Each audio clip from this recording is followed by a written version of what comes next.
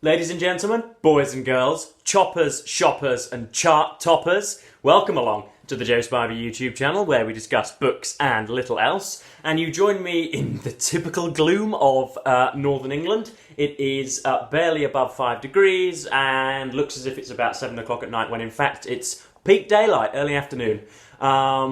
And you join me for another instalment of our Slashing at Hacks series, where we weaponise the little asterisks that we place above and little else in our melodic interludes, which allows us to sort of rid ourselves of the shackles of bookishness and to go on to something a little wider and a little more further afield. A little bit of housekeeping just before we do get into this week's magazine. I had the opportunity of going to see Ridley Scott's Napoleon film last night, and was less than impressed, frankly. He made the angry, determined, power-hungry tyrant into a sheepish, feeble, frail, very laconic, very nullified, frail, sheepish individual, and what else? There was obviously the superficiality of Josephine. There are some excellent online blog pages that track in biopics of this nature, that track the time space between a significant woman being introduced and the time between that woman being introduced and how long it takes for the main character to bed that woman. And I think it was vanishingly small last night. She was essentially was put onto the screen with her legs apart and was made to feel insignificant, and it was all terrible. What's more, about halfway through the film, I watched it on Blockbuster Day. It was the release day yesterday, and me and my dad trotted down there. Obviously, release day, and there were approximately only about 15 or 16 of us. Everybody except me and my father obviously were bearded, friendless geriatrics, big nerds that don't have anything better to do with their time.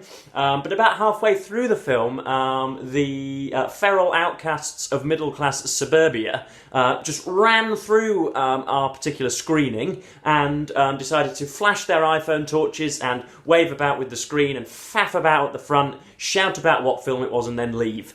So they disrupted us for 90 seconds, which was highly irregular and improper, as I'm sure you'll agree. Mr. Wellington was okay, played by, I think his name's Rupert Everett. He's been in a few things, old public school figure, always good when you need a sort of plum-throated bloke who talks about, that terrible Napoleon who has held held Europe hostage with his impertinence and bad manners. So it's quite hard to get wrong if you're from England. But yeah, and then one thing that I did also find interesting was my dad is a great barometer for films like this. He is an unrecognised and unpublished expert on the Battle of Waterloo in particular, and as we were, descending from the gantries, he turned to me and uttered some unbroadcastable oaths, excoriated the film, and wasn't stimulated by it at all. In fact, was almost raised to violence. It was terrible, and I recommend you go see it, but it's 2 hours and 20 that you'll probably not get back. Anyway, let us press on, ladies and gentlemen. We have this week the Byline Times. I went to get a little publication from my local superstore.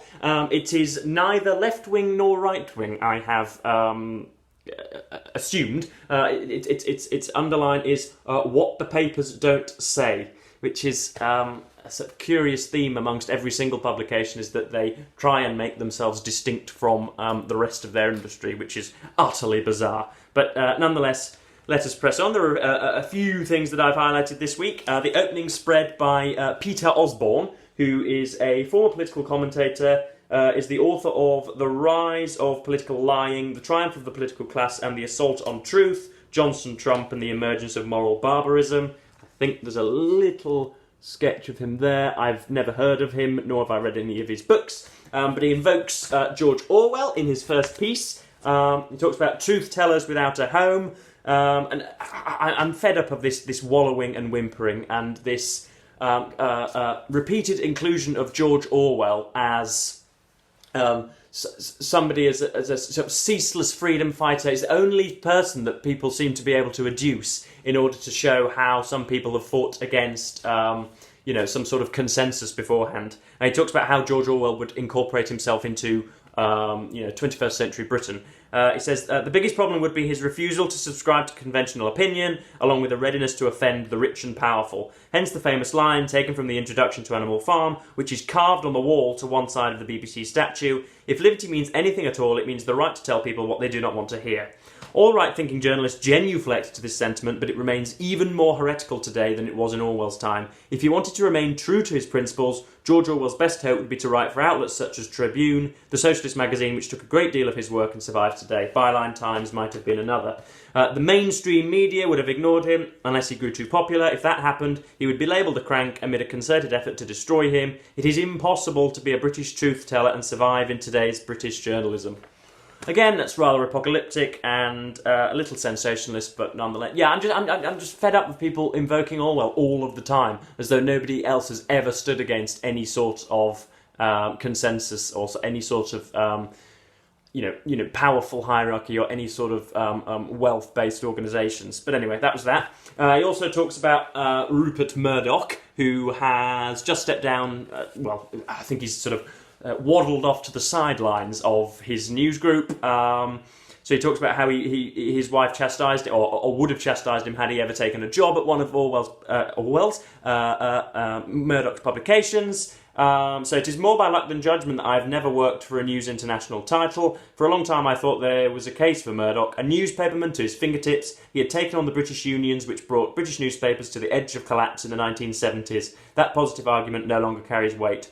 Consider the role of his media empire in promoting the Iraq War, phone hacking, the rise of Donald Trump, the dissemination of conspiracy theories about the former president's defeat, the virulent campaign against gay people in the 1980s and against Muslims today.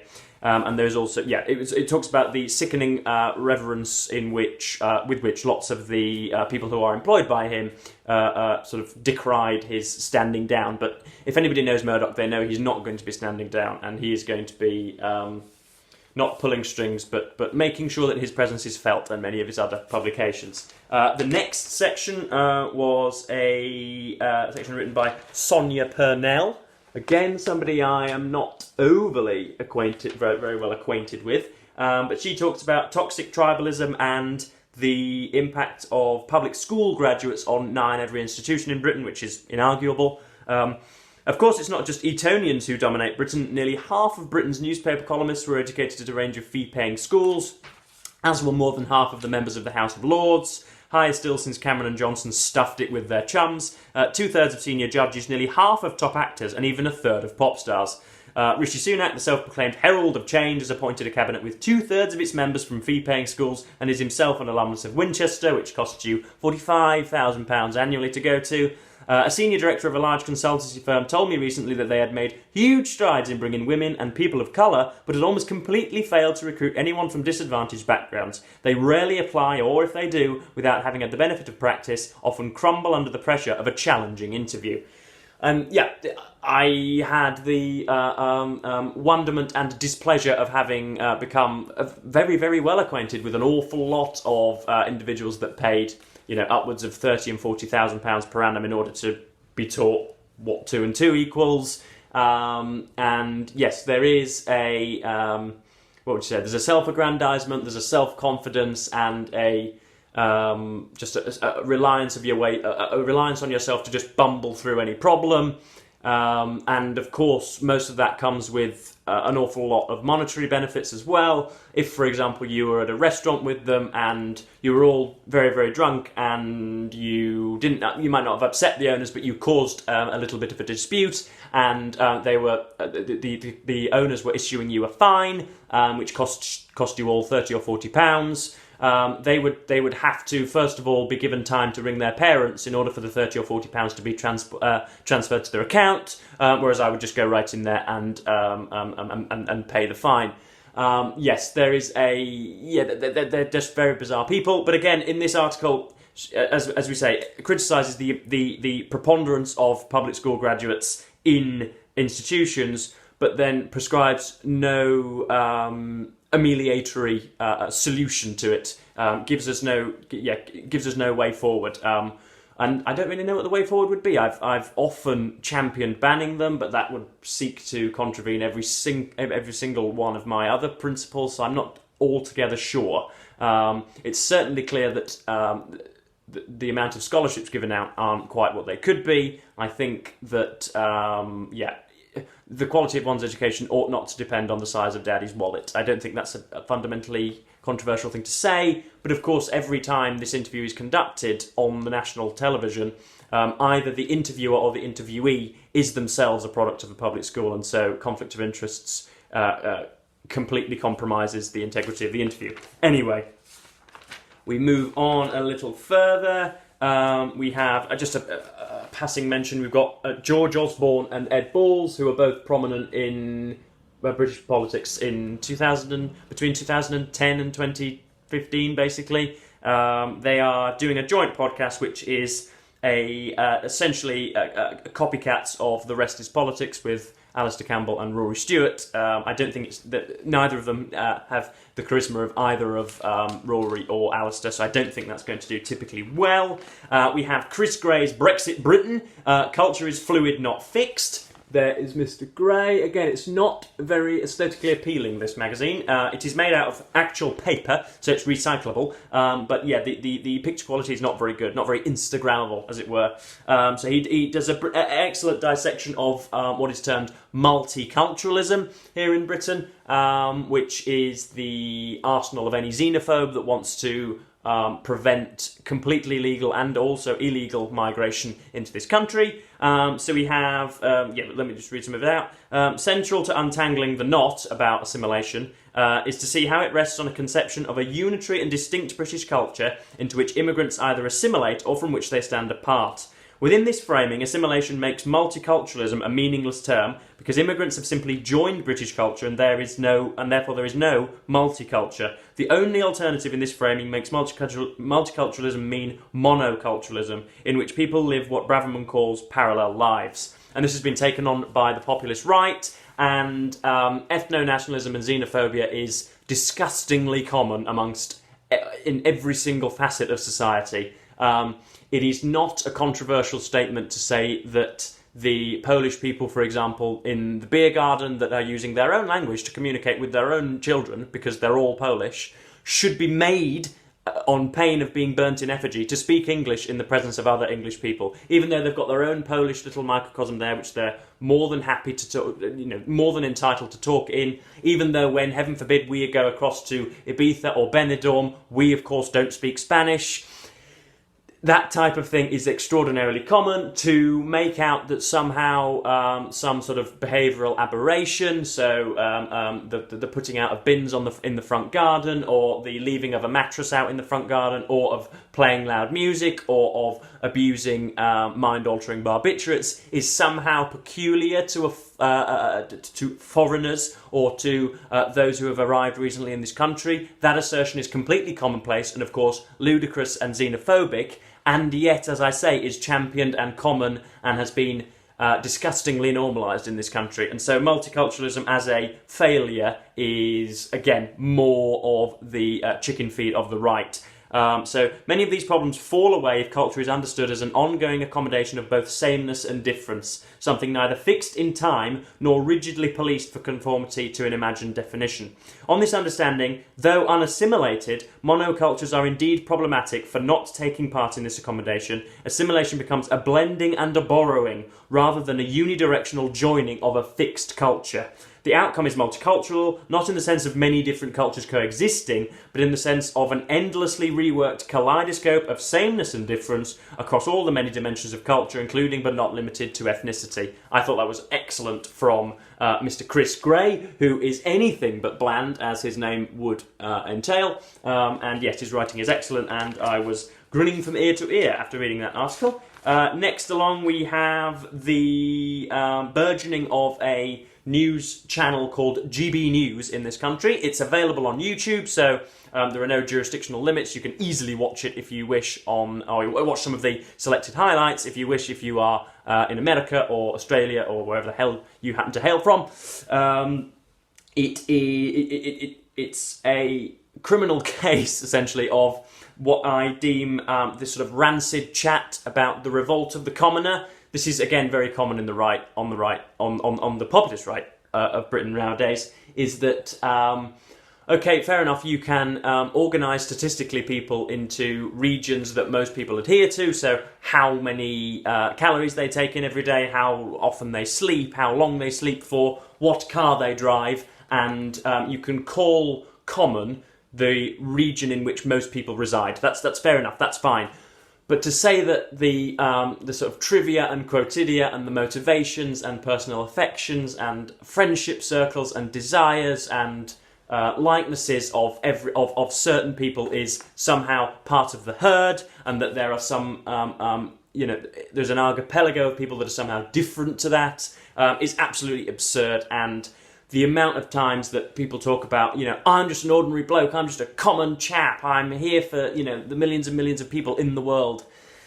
That's, first of all, it's incorrect, and second of all, it's rancid, because, again, it's immensely snobbish and makes everybody else that doesn't work in government or in a high-ranking position seem like some automaton or some pleb. But yeah, it talks about GB News as...